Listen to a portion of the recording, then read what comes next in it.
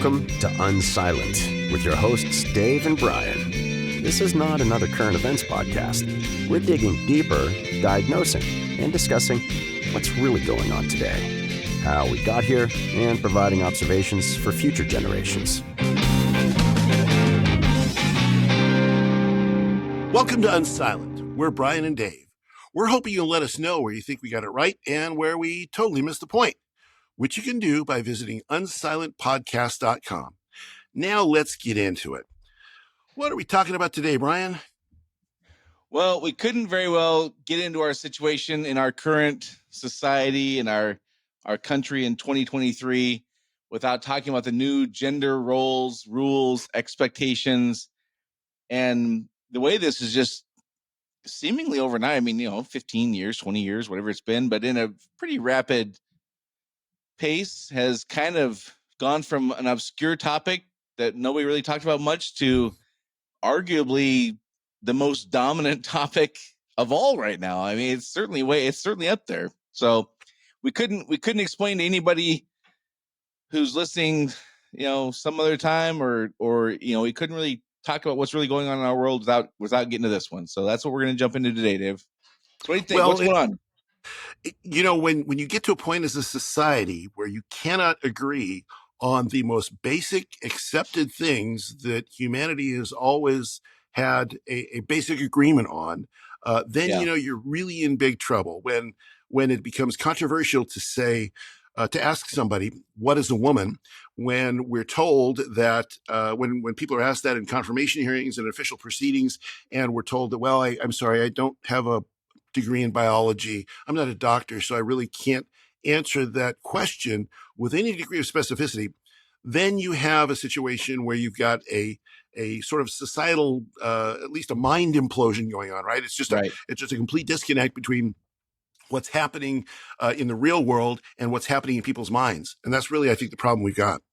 Yeah, I think it's. I don't think it's the problem. I think it's a symptom, meaning it puts on huge display like the angst and the conflict and just the utter disagreement on basic values, I would call them, yes. But just fundamental approach to life and personal responsibility versus societal obligation and all those things that, like you said, like this in my brain, this is like not agreeing on what gravity is. Yeah, it's really a question when you can't agree, and not when you just can't agree about it, but when you are not allowed to discuss it. And see, that to me, that's where the big issue is. If you want to come to me and say, I want to change the definition of something that you and everybody else in society have always believed since time immemorial, that is just not even a question, okay, bring it to me. Let's talk about it. But if you say, here is the new definition, or here is the new lack of definition, here are the questions you are forbidden to ask, and if you do ask them, you are automatically categorized as a bad person, then you've got a whole nother thing altogether. Then you've got a complete different way of understanding the world than has ever existed before. And that's our big problem right now. Yeah, and this topic, more than, not all, certainly, probably, but more than most for sure, seems to conflate a variety of issues at once. And rather than talking about the other issues in the same gravitational pull or whatever, if you try to dissect those things, you're instantly called a homophobe, you're called names, you're tried to be dismissed. And the clearest example I can think of with that is in classrooms, this notion that teachers have the ability above and beyond what the parents want, and by extension, then the government has the ability above and beyond what the parents want to instruct children and have conversations with children about things like fisting and like all kinds of actions and behaviors like that. Again, if you said, okay, we're gonna take all the same topics and everything else will be exactly the same, and we're gonna take out this person who's a transgender person or has whatever beliefs about that personally, and we're gonna put in a regular straight white 46-year-old man and have him have those conversations, I would have the same problem with it. But we can't talk about that part. If I have a problem with that conversation with the people who are on TikTok or whatever talking about it. Now I just hate them, and I don't value them as people, and they're not allowed to express themselves. And the piece about, if it was a 46-year-old straight white dude, I would still hate it. I would still say Right. this is absolutely criminal. That part is just like flittered away. I don't get it. Well, it's really, to me, it seems it comes down to the desire to obliterate any kind of objective standard that sort of defines the world and that then says, here is your role in the world. So so male and female as categories have a certain amount of descriptive power about who we are. Right. It tells us something about, and oftentimes about what we do. It doesn't mean that different people can't do different things, but it's really the sort of the role or the understood, accepted way that people behave. There can be no standard. In the new standard is there's no standard. The new Right. standard is that if you say you're a woman and that's absolute. Whatever you say is absolute. So there can be no Right. external standard. And the other part of that is that there can be no external standard that you are held to account to support or behave as. So if you're a man, then there's certain things you should do. If there's a woman, there's certain things you should do. No, you can't say anything like that, even in the most benign sense of the world. And I'm not talking patriarchy and enforcing Yeah, I certain don't think you're traditional roles. insinuating that women should be barefoot and pregnant in the kitchen. I don't think that's No, what you're no, no, saying. no, no, no. That wouldn't go over well with my 4 daughters. Yeah, or presumably a lot of other people in your life. Yes, yes, Yeah. But a simple thing like only biological women with XX chromosomes can give birth. yes, right, right, That is not allowed. You're not allowed to say that in the current state. Which, again, going back to my example of gravity, like this is like saying gravity is not a thing anymore. Like we won't even discuss that. And if you disagree with me saying gravity is not a thing anymore, then you're the crazy one. then you're a hater. You're a hater. Right. And this really crosses over to all of the culture war issues, because all of and I would say the leftist culture war issues are things where there's an attack on an accepted way of thinking in society. You can't have a society where everybody disagrees on the most fundamental things, like what is it to have a baby? What is Right. it to be a woman or a man? If you have that, you're going to have a fracture in society. It's going to fall apart. So what I think I'm hearing you say then is your perspective is the fracturing you're discussing and like these different value systems. Like the fact we can't talk about these things is just really visualized, or it's exposed here. It's not really about nobody cares about what people do in their bedrooms. I don't know. I mean, Right. I don't know anybody who cares about that kind of stuff. Right. I just don't. I don't. I mean, I have people who have preferences for what their children's lifestyles would be and their own lifestyles. But as far as like you do what you want to do, and I don't know anybody who cares about that. I do Right. know people who care about having a defined role, and I do know people who care about having a Supreme Court justice who can't say what a woman is because she's quote unquote not a biologist. I would argue that the word woman is probably somewhere in laws that she'll have to make decisions on. Right. And if she can't identify or articulate or describe or define what a woman is, how could she have any reasonable hope of making good decisions? I would make that pretty basic argument. Well, and the other argument that I think carries perhaps even more weight is this idea that when a human being goes to an emergency room to have, because they've been in a car crash, one of the things that is asked is what's their sex? Because it Right. turns out that biologically, women and men are different types of creatures, and if you just can't tell right away what they are, you're going to perhaps treat them in a way that's not medically sound. So these Right. things have not just cultural implications. They've got very practical, real world, physical implications that become very, very serious when you start digging a little bit beneath the surface. That's one of the things where in Washington State, we've recently, they've talked about and decided it was a great idea to remove male or female from or give the possibility at least of removing that from driver's licenses. Well, that's a lot of the people that were objecting to that were the folks that were like the ER docs, ER nurses, et cetera, because they Right. said treatment protocols are significantly different. So it turns out that you just can't change fundamental realities about the universe and about life without there being bad things happening. You can't elevate how somebody Right. feels over the facts of the world and not have negative consequences. And this is, like you say, I don't give two hoots what people do in their bedroom. Do whatever you want. Leave me out of it. I don't want to know about it. I don't care. It doesn't Right. matter. I don't care if That you're goes for straight, gay, that goes whatever. for straight people too, by the way. I Well, don't it want to know does. what they do either. It does. I don't want to hear anything about, any of that, my friends. Stay, keep it out of my conversation. I don't care. Right. But the problem that we have is that we're now not only told that all of these things are subjective, and that's really one of the big things that I see the universe in a very objective way. I think I do, at least. Right. I try to look at the universe in a subjective or in an objective way to Right. say this is this, that is that, and here's the gray area that I don't know. But we're being told that subjectivity is more important when it comes to race, sex, gender, all these different things than objectivity is.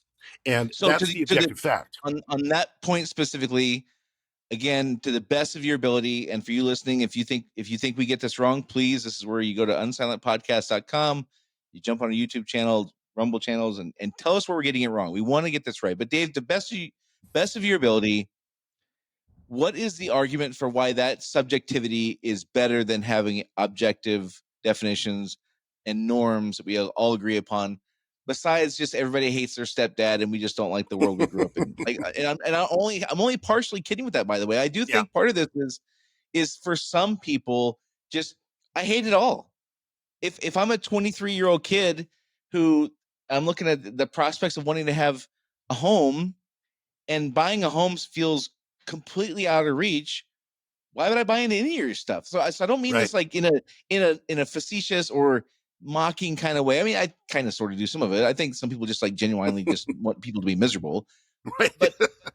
But I think there's this part also where young people are in a situation now.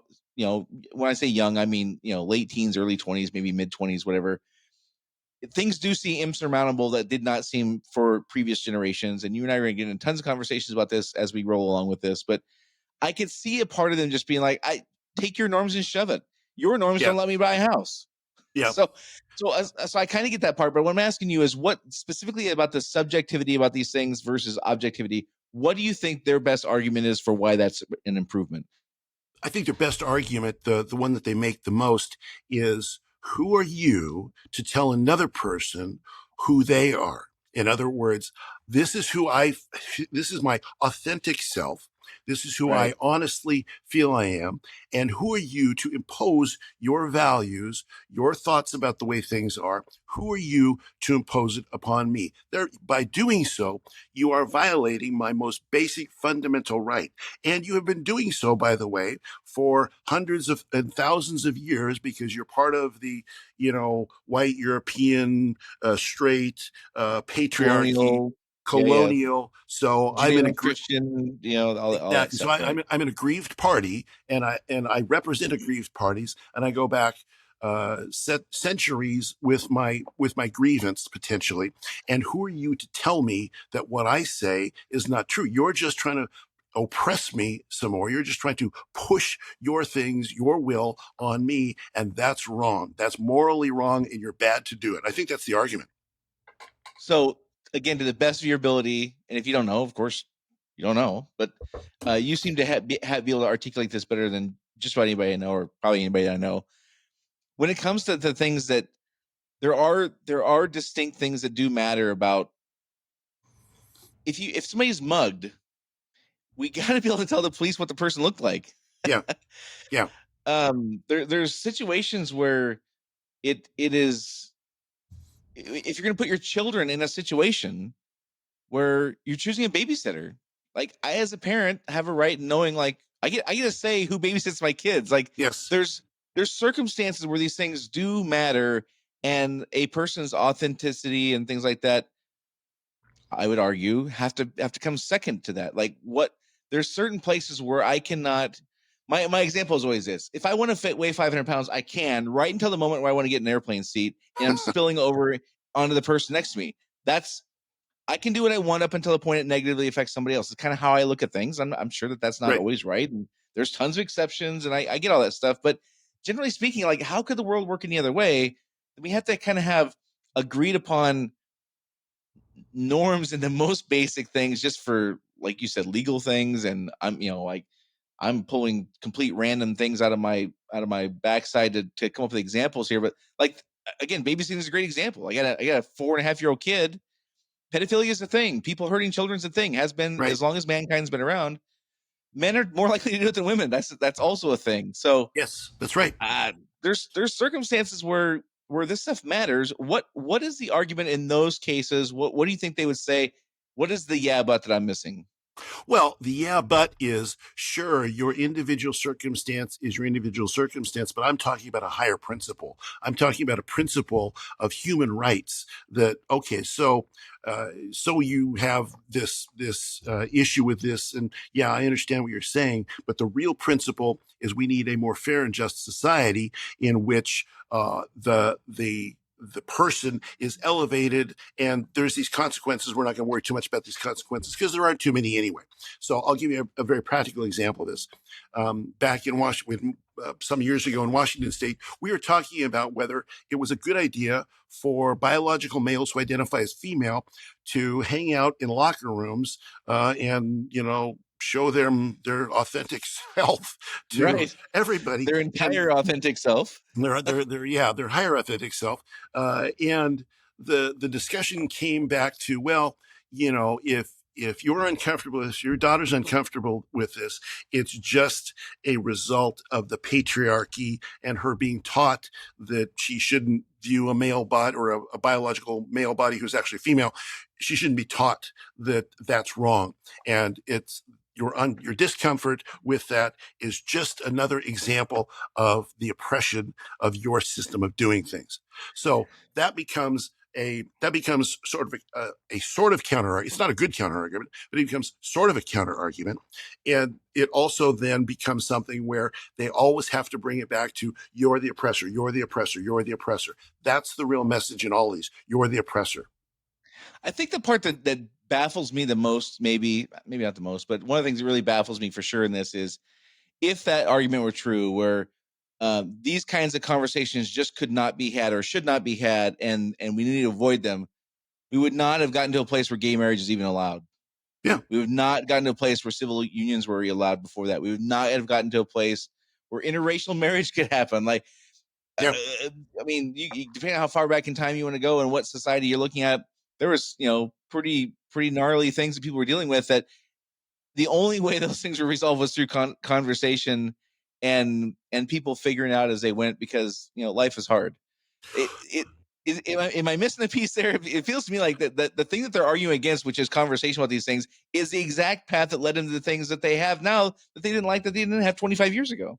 Well, and you see, I'll point out the problem with your formulation, Brian, and that is that it is saying there should be a common process that's fair, that we all agree to, that if it leads in this direction, it leads in this direction. If it leads in that direction, it leads that direction. If it leads to the ending of injustices, such as treating gay people badly or whatever, then good, we'll use this process. But if it's going to lead to a reinforcement of certain traditional values, then no, we have to ditch the process. The goal is the only thing that matters. The ends justify the means. We'll use basically the pattern of the left has been for a very long time.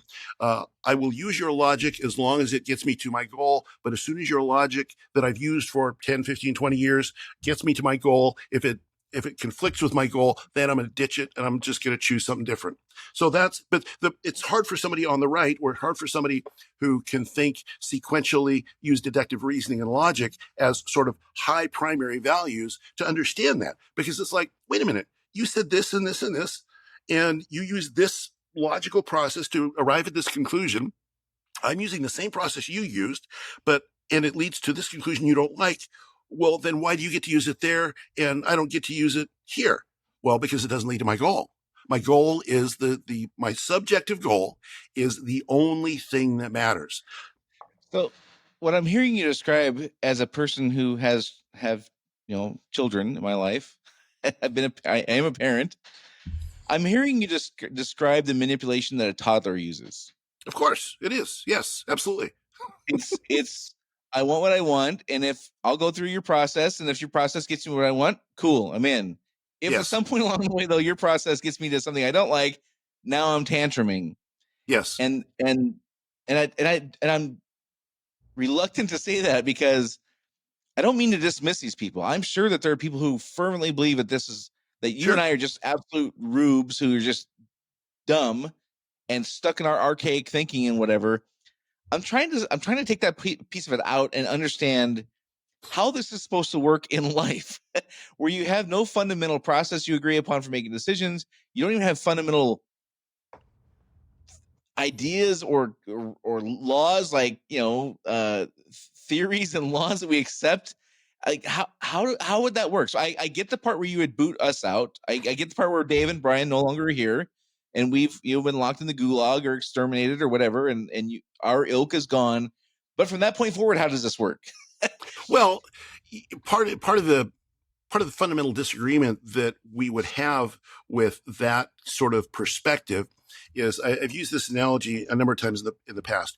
You can build a perfectly logical construction on top of a completely illogical foundation. So if you've got a found, and the foundation of the things we're talking about is that there should be no limits to what I do, what I say, who I am, that detracts from somebody's authentic self, whatever their authentic self is. There should be no limits on that. Now, once you've got that as a sort of an a priori conclusion that your worldview is based on, then you can build very logical frameworks on top of that. Now, it still collapses because the foundation is lousy. It's just like you can build a brilliant building. An architect can design a brilliant building that goes on top of sand and with water going through it, and it doesn't matter how brilliant the building is, it'll eventually collapse. But for a while, you point to it and say that's a brilliant building. That's what Right.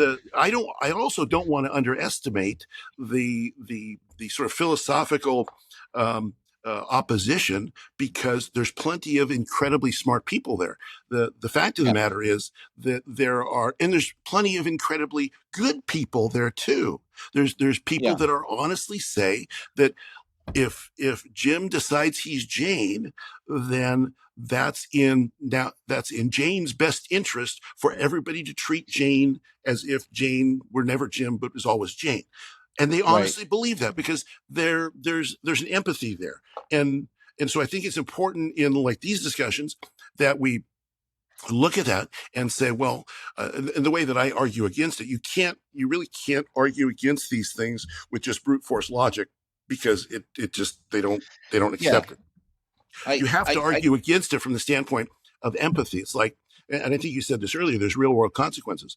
So if you say that a child, a male child can become a female child, and that's the highest principle, and you don't consider the possibility of this could have long-term damaging effects. So let's talk about it, and not long-term damaging effects to society, but to that child or to that person with gender dysphoria. If you whitewash those, then you're going to end up in a situation where your empathy causes harm. So if I say to somebody on the left that your empathetic position, you honestly have an empathetic position, you want to help these people, pick whatever group it is.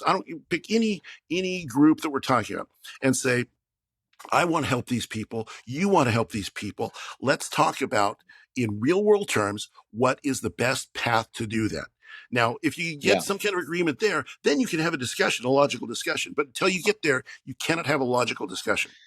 Yeah, and we definitely have no choice but to talk about the children transitioning. Like we have no choice but to get into that. Before we do, when I talk about like how would this work? So okay, again, me and you are wiped out. Our anyone who's ever gone to a church is gone or whatever it is. Getting depressed as you say this, Brian. Yeah, I hear you, man. I hear you. So we get past that part. The society moves on past that part. People who think like you and I are either utterly quiet or gone, right? Right. Then what? And when I say then what, I mean like if the process that has gotten you there is one where the ends justify the means, and we don't have any kind of objectivity on basic things that we must agree upon. How do you defend yourself in a war? And therefore, by extension, that how would you not then been taken over by the very next country that bumbles their way over here and goes, "You guys got some cool resources we want." Right. Well, and that really is the problem with a subjective worldview and with illogically framed ideas, is that they're like the snake that turns on itself and starts eating itself. Yeah. Eventually, it collapses.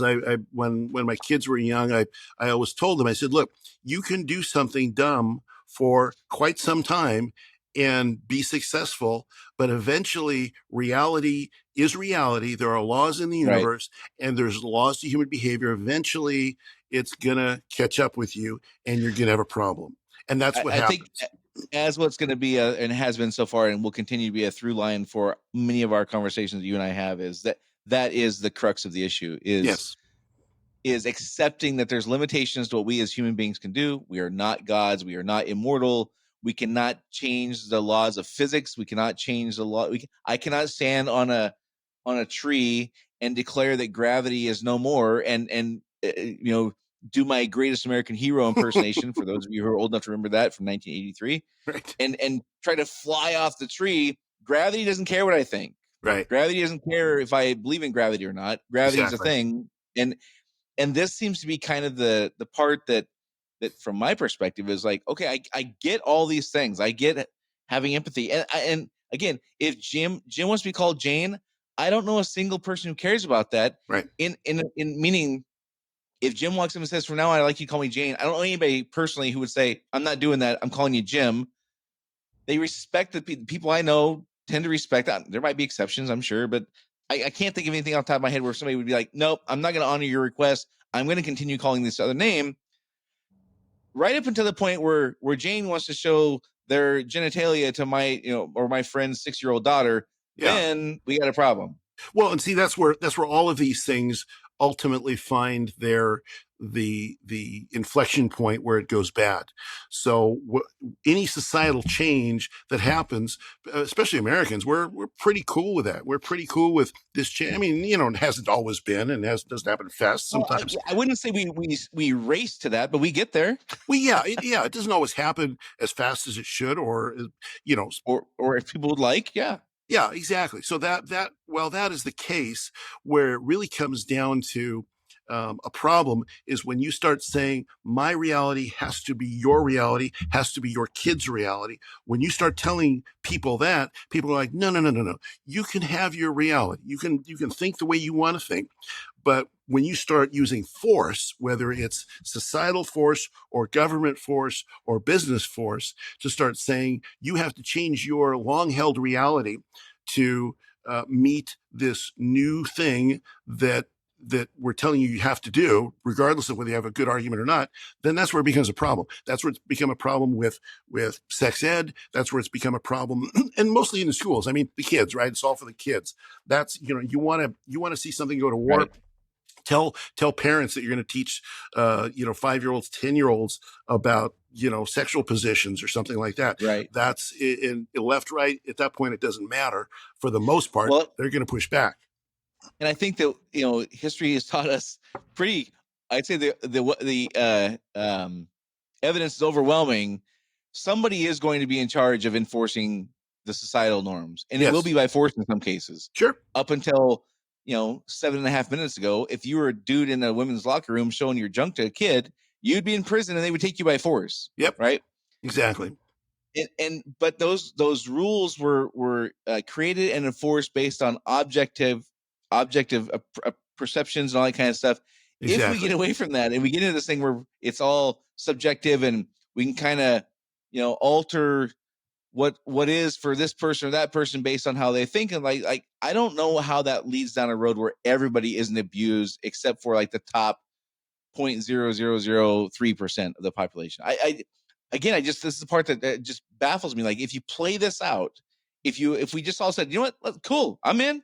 I don't want to pay a mortgage anymore. I'd love to like live in my house and not pay a mortgage and not have car payment. I'm in. Sign me up. That sounds great until you play it out, and then you realize it can't possibly work that way. Exactly, and that's where well-meaning societal movements have turned into negative societal movements, especially as they sort of consume themselves. So there's Right. a number of people, for instance, in the LGB, not T community, but LGB community, primarily L and G community, shall we say, Yeah. that have strong objection to the T because they believe that it essentially robs them of their long Their held authenticity. their authenticity and their Yeah. rights. There's a number of Right. people in the feminist movement, that radical feminist movement, that are heavily against the transgender movement because of what it does to women's rights. So Right. these things tend to kind of ultimately eat themselves. Now, I'm not Right. equating all those different movements with all being going one direction, but they do tend to then essentially implode, and then what do you have? Then you have chaos. You take Right. a look at, and this is what happens with bad philosophies. I mean, not to get too far afield of our topic, but if you look at the idea behind communist philosophy of everybody, and we talked about this before, the idea is everybody's treated fairly, everybody has enough to eat, everybody contributes.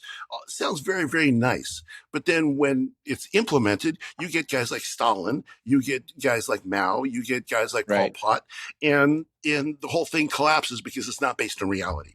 That's happening Right. with the gender and sex ideologies Well, that are being those pushed. things are all based on notions that people who can contribute just will continue to do so Right. indefinitely and not expect anything in return. And, It's a denial of I'm human sorry, nature.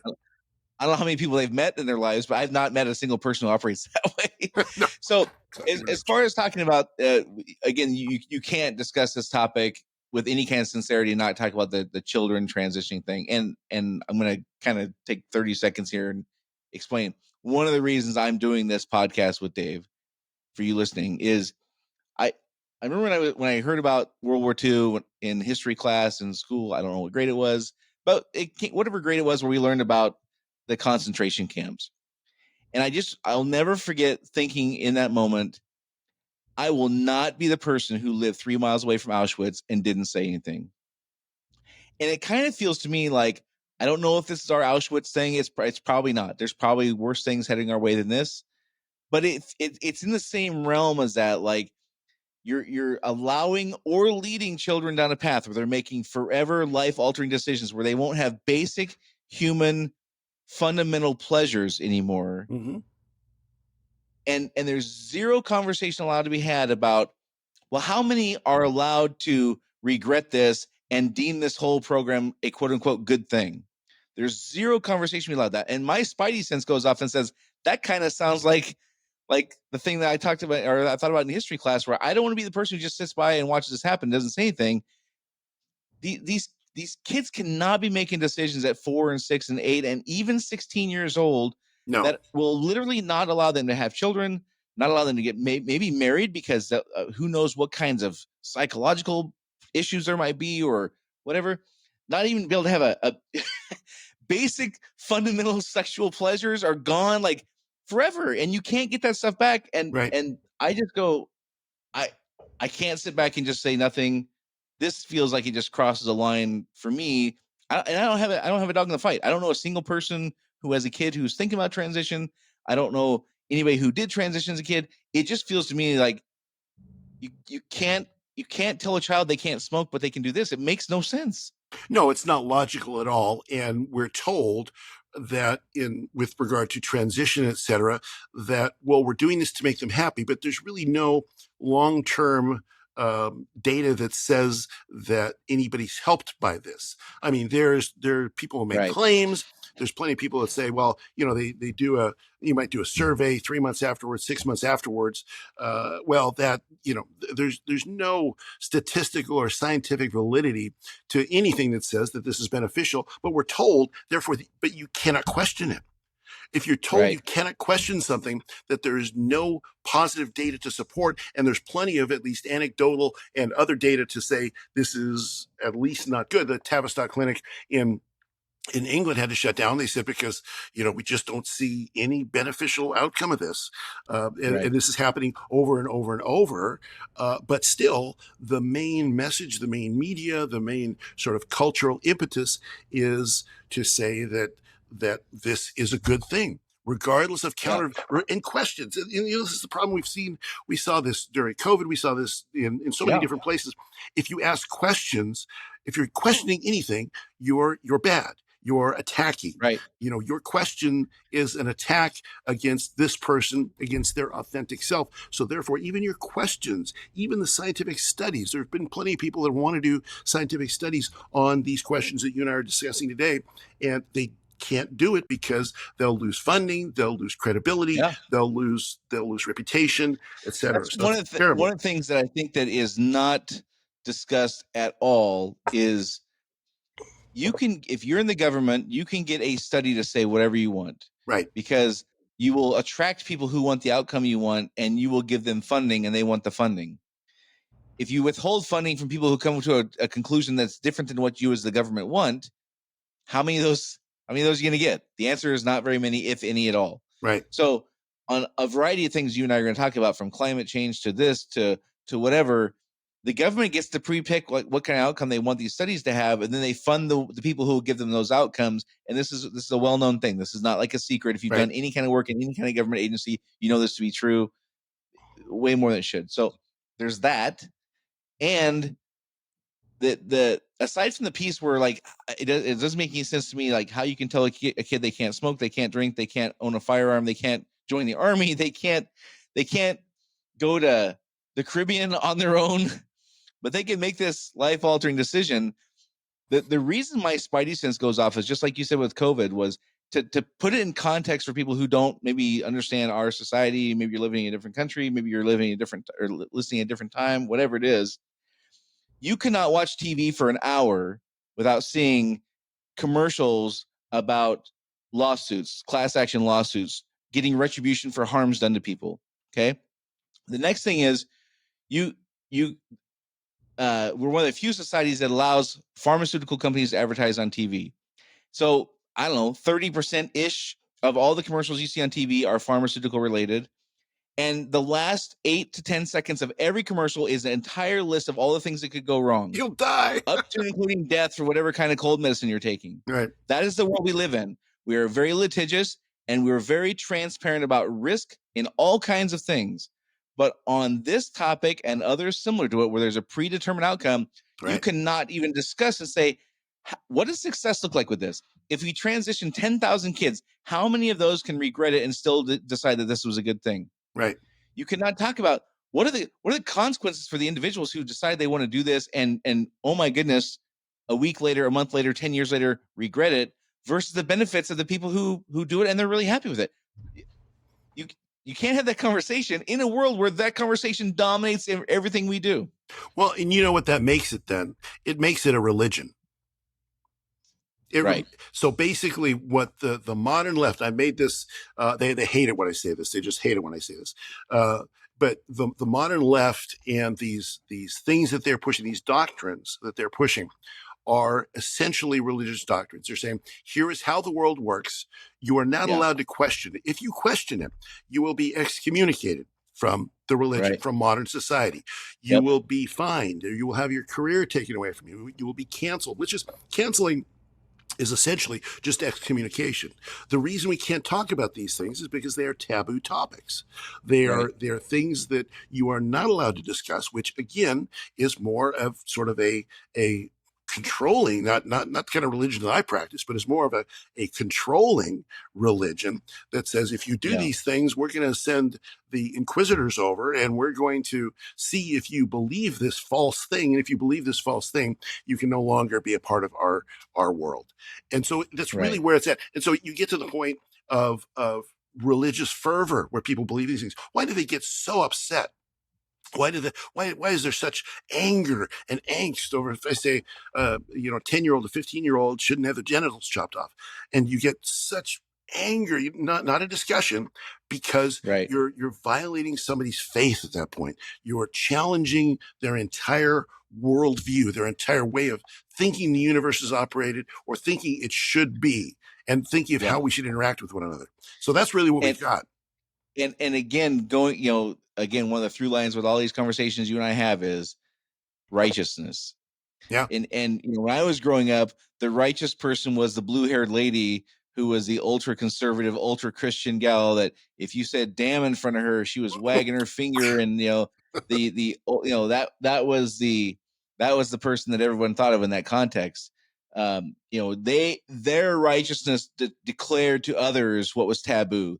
They were the arbiter of what is right and wrong because they had all this vast knowledge that they got from biblical whatever. Oftentimes it's the same exact behavior with different sets of values. Yes. And they're doing the exact same behavior that they hated 35 years ago from the blue-haired lady. Yeah, well, in the criticism against it, oftentimes, we'll talk about this more in some other episodes, but the criticism oftentimes is, well, you people, you conservatives, you Christians, et cetera, you're anti-science. You're anti-science. Right. But the reality is that the greatest repository of anti-science, anti-logic, anti-statistical relevance or statistical truth is in that leftist religion that pushes all of these alternative worldviews about the nature of people, about the nature of sex, about the nature of men and women. Those are things that my objection would be to say, okay, XY, XX chromosome. Well, no, you can't talk about that. No. You can't talk about that. But that whole movement is an anti-science movement. Right. Because it turns out, you cannot make a man into a woman. You cannot make a male into a female. That is not within our capability if you yet. Hire the right people and fund the right studies, you can get quote unquote evidence to indicate that you're wrong. But there's not even standards on that kind of stuff. There's not even standards on, is it okay if 12% of this is being driven by people who just want to make money on these surgeries, right, and have perpetual forever clients, exactly, who always need medication, who always need medical care? Is it what amount of this would be okay to be driven by people who just are greedy? Right. There's no conversation about that. There's literally no. And again, in a world where you can't see about your blood pressure medication without being told it's gonna kill you at the end of the commercial. in that world, in that context, you cannot ask these questions, and it's complete. And again, I always go back to, okay, if they get this one right and we're wrong, me and Dave are completely full of crap, and they win this, like, there's a giant part of the population of this planet who's just not going to go along with that, and who's going to impose their will on them. So, like, what's the end game here, right? Yeah, and I don't think there is an end game. I think that's the bottom line, is that there's no deep thought to that. The deep thought is wipe away all that old traditional stuff, wipe away all that old traditional value and conversation about what makes a human a good human, what makes a person a good person. Wipe all that away. And once that's all wiped away, then we can do whatever we want, and we can think of ourselves as good. We don't have any shame involved. Shame is a thing of the past. Yeah, shame is the word. I've been sitting here thinking this for much of this conversation is shame is no longer allowed. Right. Because shame is the governor on personal behavior that offends other people. Exactly. Shame is that thing inside us that goes, this is gonna be, again, I'm the 500-pound man sitting on the airplane. If I got no shame and I spill over in the person's next to me in their chair, like, that's their problem, not mine. If I have no shame, the only thing restraining my behavior is my shame. And if I shouldn't have to worry about my behavior because I want to do what feels good in the next 10 minutes and not think about these kids, what it's going to be like for them in 17 months or 17 years. Right. Well, then that's how I would make decisions. And I again, gravity doesn't care if I believe in it or not. No. Well, and there has to be, I think people don't really recognize that just as there are physical laws, there are laws that essentially govern human behavior, laws that sort of, that are just there, whether we believe them or not, they're just there. It's why communism didn't work, because it violated the laws of human behavior, the way that people are going to react, because this is how we're constructed, how we're made. And if we violate human behavior laws, it turns out just as badly than if we violate the laws of physics. Eventually you go splat. Right. And that's where I think Right. we're at. There's not just going splat, but you arouse the mama bears in school board meetings, and Right. now you have a real pushback on your hands. Yeah, and we've mentioned this before, but the immediate, in the foreseeable future, from where we are at this moment, if there's not dialogue allowed to be had, and there's not a path to figuring it out in a way that as many people as possible can be happy with the outcomes, if we're not going to allow that route, there's only one other route to get this figured out, and that comes down to figuring out who has the most power, Right. in a physical sense. Yep. Probably. Yep. Like it could be economic, it could be other things as well, but if you remove dialogue and you make it taboo to discuss things like, what kind of outcomes are we considering along this path? Like, what would tell us we're doing the right thing or not in an objective way, not in a study paid for by somebody who has an agenda here? Like, how do we know if we're doing the right thing or not? How often are we going to check on that? Who's following up these people to see if they're happy? How are you measuring happiness? Like these basic things that you would do in any kind of improvement you were going to make on anything. Right. If we're not allowed to do that, and we're just going to have this stuff rammed down people's throat, and their children are going to end up in situations where the parents feel threatened because you have a dude, what they see as a dude, naked in front of their 8-year-old kid, and the people who you're telling this is a problem are saying, "Hey, listen, Gramps, thanks for your input, but that's the way it works around here now, Right. and you're the problem. If you raised your kid the right way, you wouldn't be having this issue. Like, they would know it's okay." How could that go any other way than just than really bad things happening? Well, and that's what I think we're seeing the beginning of right now, because I think there are certain things. I mean, you can tell people, don't say this, don't say that, don't say the other thing. But as soon as you start really going after their kids in a way that most everybody knows is not healthy, is not good. I mean, at that point, I do think you reach a tipping point, and that's where I think we're at. Yeah, I think the tipping point is when it goes from you restricting your behavior. I think most of us, again, we'll call Jane instead of Jim. I think most of us will go, okay, that's fine. But somebody having their ability to impose upon my children their value system and their physical, they get to decide what is physically safe and what's emotionally safe for my children, or like you said, the mama bear's children. I think that's where they cross the line that can't really be uncrossed. That's right. That's what I think too. Yeah. All right, Dave, did we cover everything on that? Is there anything we left out? I'm sure we'll revisit in the future, but I think we got a good survey of it this time. All right. Well, for those of you listening, again, go to unsilentpodcast.com to find our social media channels. And, I know we've said this a couple times, but we really mean it. Our goal here is not to spout off our beliefs and not be honest and genuine and sincere about representing what the argument is. That's the whole point of this podcast, is to diagnose what is the root cause of the argument. Our goal is not to mock people. Our goal is not to, embarrass them or have this kind of superiority. Like I think how I think about things is pretty good. Yeah. I wouldn't be talking about it if I didn't. Dave does as well, but our goal is not to mock people and get it wrong for the sake of sounding right. We want to know what the argument is. We want to know what the real thing is. And if you think we got it wrong, please jump in there and tell us. Like that's going to be a fun part of this whole experiment, is seeing where people think we got it right and wrong. Yep. So with that, until next time, this is Dave and Brian signing off. See you next week. Do you want to be Unsilent? Make your voice heard on our social media channels and share where you think we got it right or wrong. Go to unsilentpodcast.com for social links so you can join the discussion.